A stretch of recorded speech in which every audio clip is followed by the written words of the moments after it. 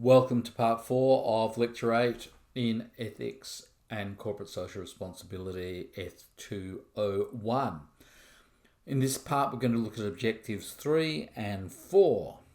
Objective 3 is to identify and describe some of the ethical issues associated with an organisation's attempts to influence aspects of an employee's private life. So, organisations threaten our privacy because of the relationship we have with the organisation.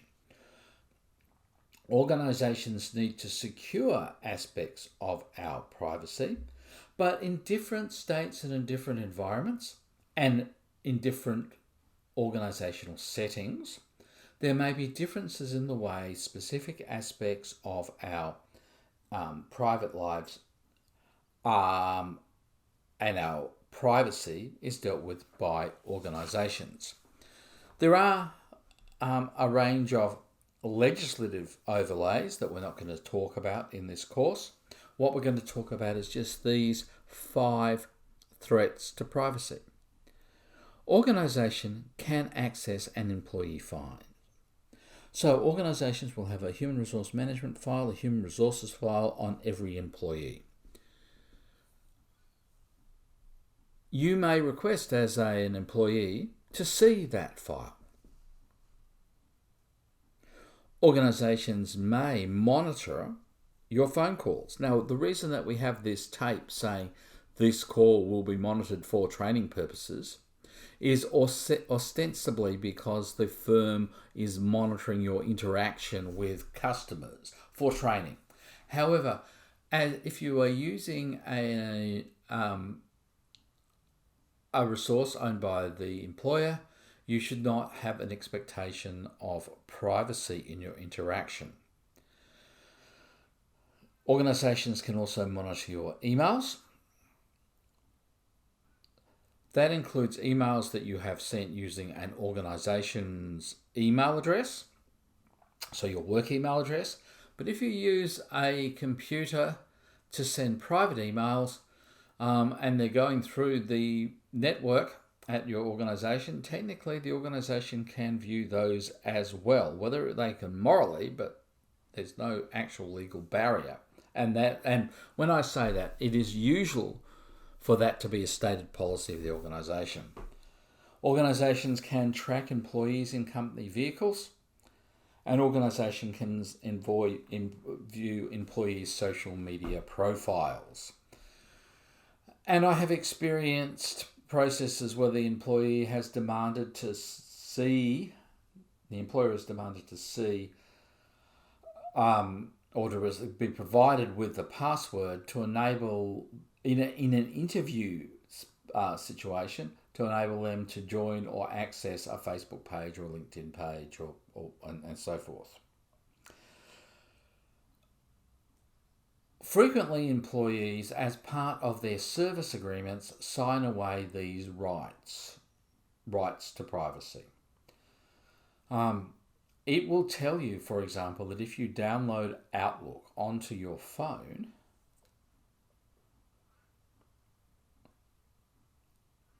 download Office 365 provided by your organisation onto your phone, download the use of their emails onto your phone, which you're probably doing so you can do work, you'll almost always sign off an agreement that access can be gained to your operating system, for your phone, that your phone can be deleted, and all content on your phone, including your private contact, can be deleted by the organisation remotely. Now, whether they'll do that depends on the ethics of the organisation, and I suppose the ethics of the individual. But whether they do that, it varies by the ethics of the organisation. If we think about the recent Dean Laidley case, where police leaked via social media a photo of his arraignment, and they sent that photo of him sitting being interviewed and his mugshot, and they leaked it. Well, those two, the police that did that, are are facing disciplinary action that in many organisations would lead to them just to be sacked. And they've also broken a number of other rules or privacy-related rules that apply to police, but apply to any state employee, because they've, in two ways. One is because they've distributed information that they didn't have, they did not have the right to distribute. But two, they've also distributed it across borders because they used a social media app, and as soon as you distribute something across borders, it creates a whole new set of obligations under the Victorian privacy legislation.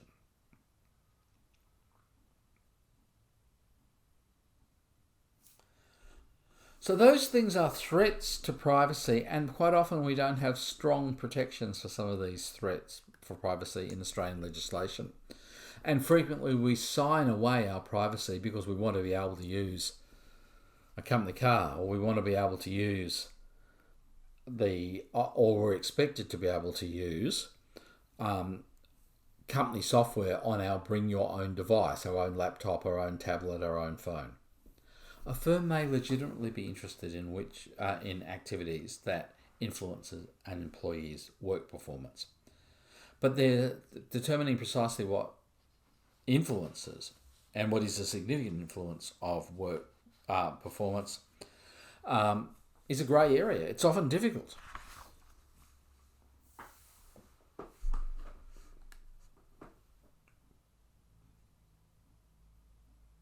Employers have done things like encourage employees to donate to particular charitable causes or participate in public-spirited activities to enhance the firm's reputation without paying them. So they've been expected to volunteer but not paid. So there's a balance between, well, if I'm not a good corporate citizen inside this organisation, if I'm not seen as somebody who is loyal to the company by not volunteering to do this charitable work, this engagement work or activities outside of my work time to enhance the reputation of the organisation, how does that, will that affect my career? What is the job demand and the job relationship to the volunteering relationship? And that can lead to resentment and burnout. If they coerce employees to do such things, employers may be guilty of invading their employees' privacies, and they also may be breaking rules related to the employment relationship and the Fair Work, which could be dealt with by the Fair Work Commission or the Fair Work Ombudsman. There have been cases of wrongful dismissal that have been held because a person refused to volunteer outside hours or participate in outside hour activities of the firm, and then that led to them no longer being employed by the firm, and that was not upheld. That action by the employer was not upheld. Now, the employee didn't come back, they just got paid 6 months' salary. But there have been those type of cases.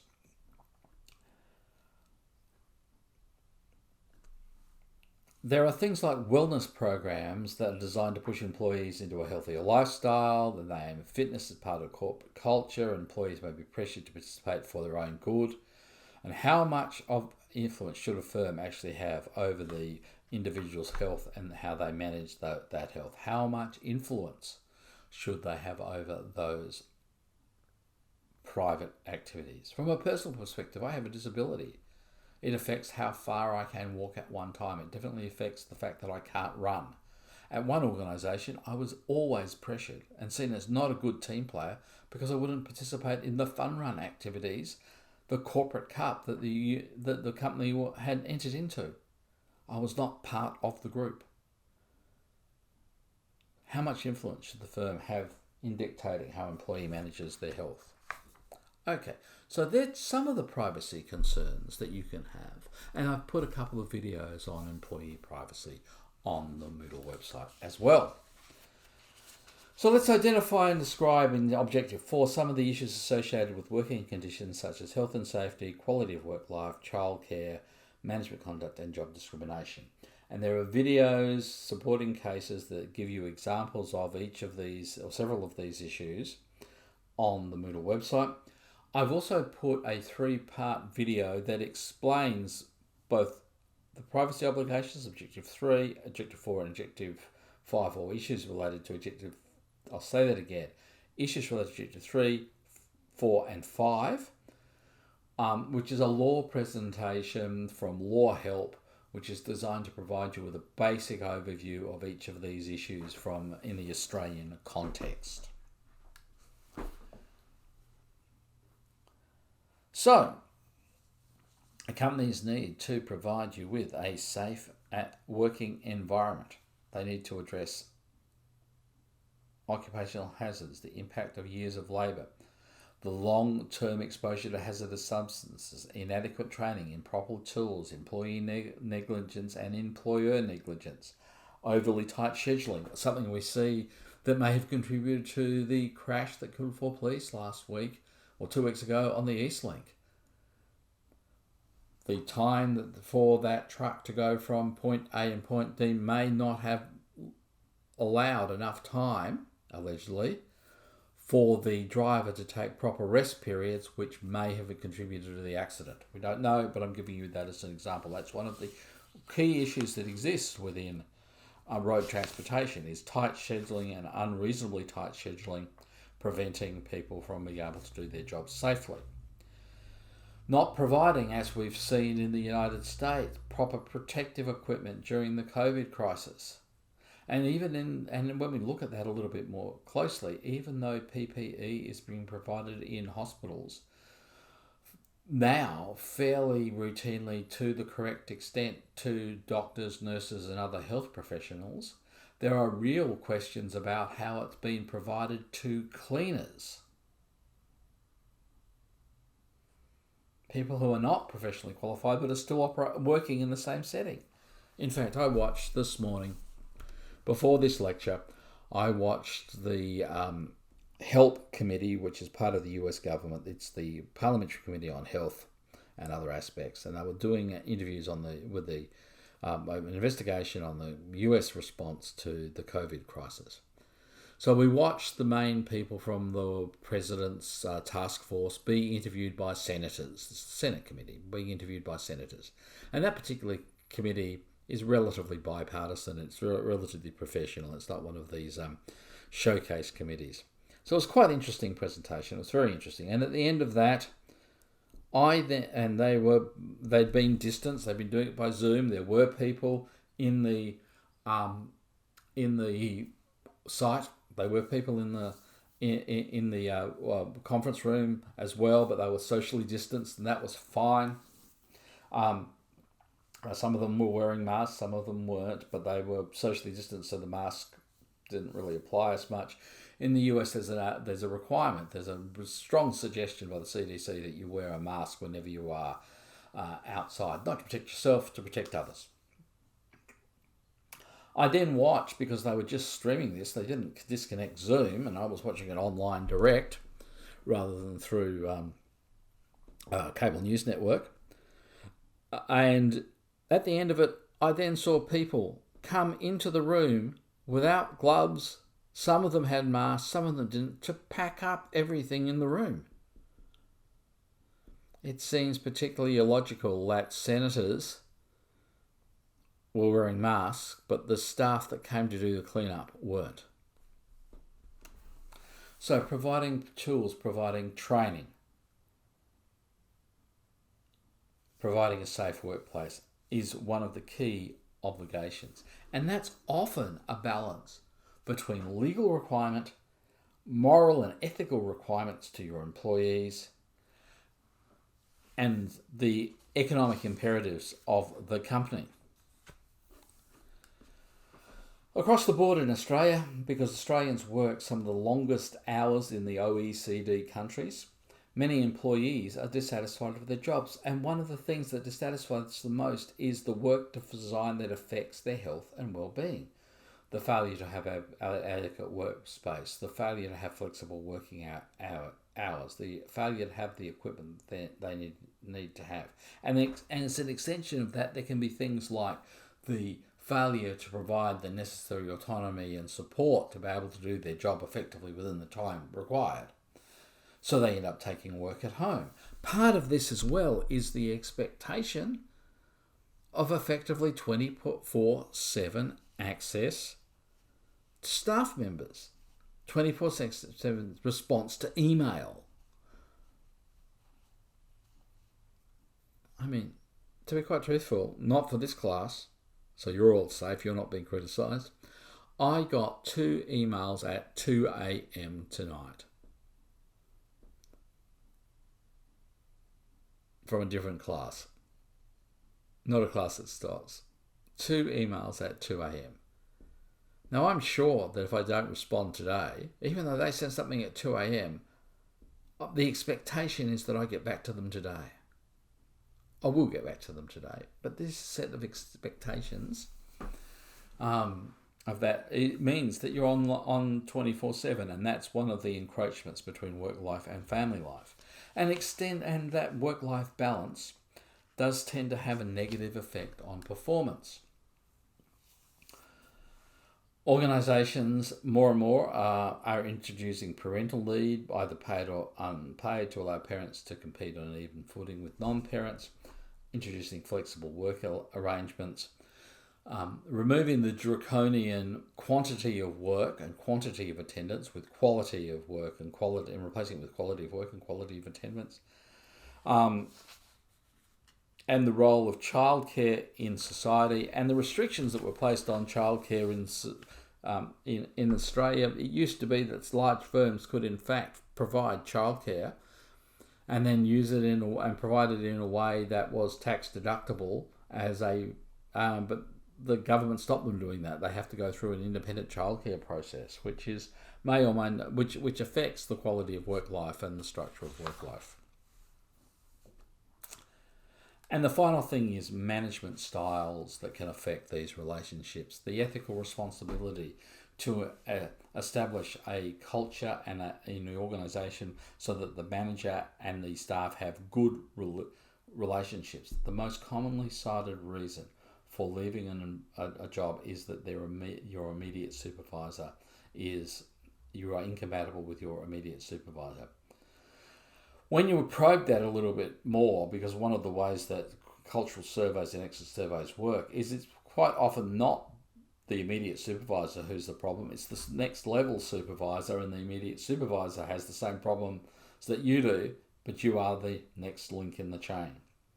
Surveys have found that honest communication and personal recognition and respectful treatment are more important to employees than good pay, though having a salary but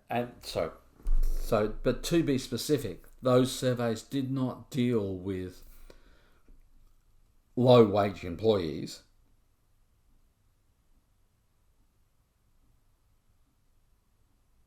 They dealt with people who had choices about where they could be employed. Every theory of management that you would have done in Introduction to Management in your degree dealt in some way with assumptions about human nature and how those assumptions about human nature influenced the relationship between managers and the employees and the organisation. Okay, so that's objective 3 and 4. There are some example videos on the Moodle website for those 2 objectives.